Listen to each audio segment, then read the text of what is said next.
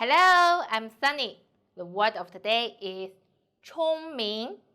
In this video, I will teach you how to pronounce it, how to write it, and how to use it.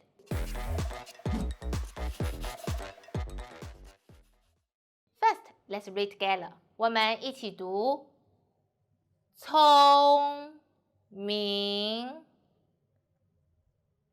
C. Your tongue is flat. C. And when the air should be go back.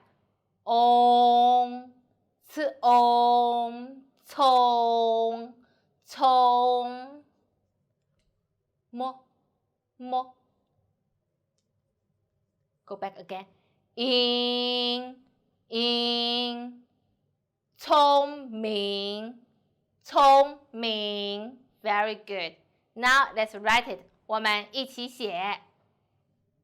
横竖横提点撇竖横折横点斜勾点点葱 and we write 明竖横折横撇横折勾横聪明 is smart.